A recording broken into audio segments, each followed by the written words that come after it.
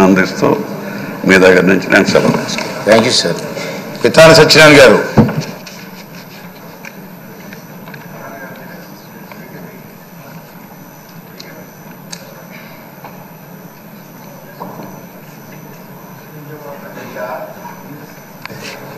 అనే సంబోధనలోని మొట్టమొదటిగా మిత్రుడు అయ్యన్న పాత్రుడు గారు సభాపతిగా కూర్చోవడం, సభానాయకుడిగా మాకు ఆదేశించే విధంగా ఈరోజు సభ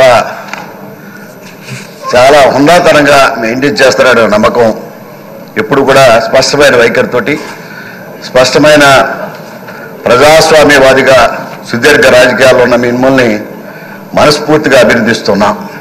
తెలుగు ప్రజల తరపున ప్రత్యేకంగా తెలుగు జాతి గర్వించే విధంగా ప్రజాస్వామ్యాన్ని కాపాడుతారనే నమ్మకం నాలో కానీ తెలుగు జాతిలో కానీ హుందాతనాన్ని మెయింటైన్ చేయాలని మరొకసారి కోరుకుంటా ఉన్నాం.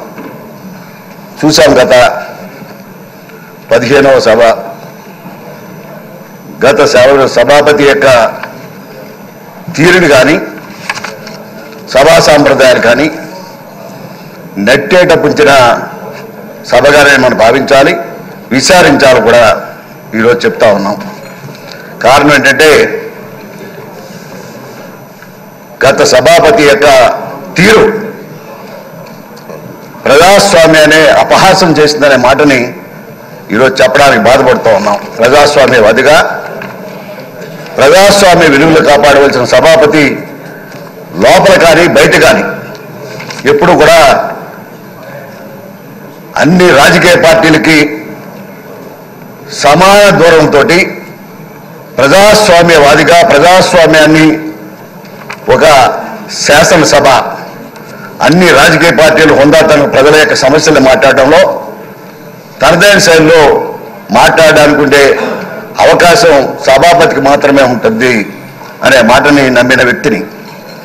అటువంటి వ్యక్తి జరిగిన ఒక చీకటి రోజు ఈరోజు ఇటు తెలుగుదేశం పార్టీ, ఇటు జనసేన, భారతీయ జనతా పార్టీ యొక్క కూటమితోటి ఆ ప్రజాస్వామ్యాల్ని కూకటి వేలతోటి ఈవేళ ప్రజలు తీర్పిచ్చి ఈరోజు గౌరవ సభగా ప్రజాస్వామ్యాన్ని పరీక్షించడంలో ప్రజల్ని పూర్తిగా అభినందిస్తున్నా, గర్విస్తున్నా. ఈరోజు కూటమి ద్వారా 144 మంది నెగ్గిన ప్రతి శాసనసభ్యుని కూడా మనస్ఫూర్తిగా అభినందిస్తున్నా. ఎవరైతే మంత్రులు అయ్యారో వారికి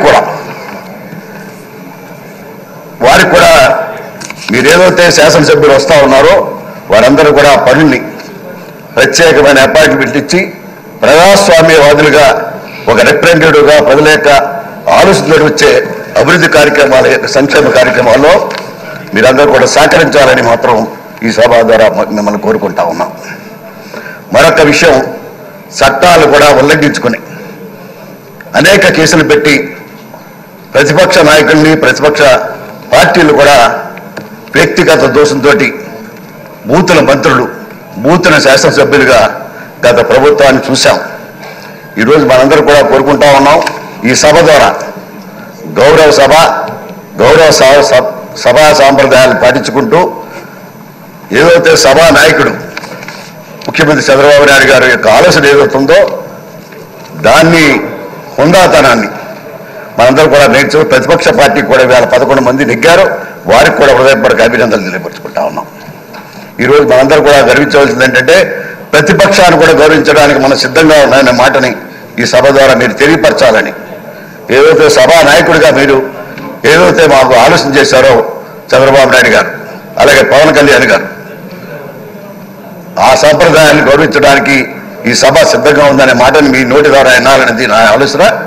అదే రకంగా మరొకసారి చెప్తా ఉన్నాం, ప్రజాస్వామ్యంలో ఈరోజు ఎక్కువ టైం ప్రతిపక్షాలు లేనప్పటికీ కూడా శాసనసభ్యులుగా ఉండవలసిన అనేక సమస్యలు, నియోజకవర్గ సమస్యలు కానీ ఇతర సమస్యలు కానీ ఏదైతే ప్రజా సమస్యల మీద మాట్లాడడానికి కూడా ప్రతి శాసనసభ్యుడికి కూడా అవకాశాన్ని కల్పించే విధంగా ఈ సభ పనిచేయాలనేది మాత్రం కోరుకుంటూ, ఇటువంటి సేవ ఎప్పుడూ లేని విధంగా అయ్యన్న పాత్రుడి గారి కాలంలో జరిగింది. నా మిత్రుడు అయ్యన్న పాత్రుడి గారు సభా సాంప్రదాయంలో ప్రపంచంలో ధీటుగా ఉండాలని కోరుకుంటూ ఆ 7 కొండల వారి యొక్క ఆశీస్సులు మెండుగా ఉండి ఈ సభా సాంప్రదాయంలో తెలుగు జాతి గర్వించినట్టుగా స్పీకర్ పదవిని కొనసాగి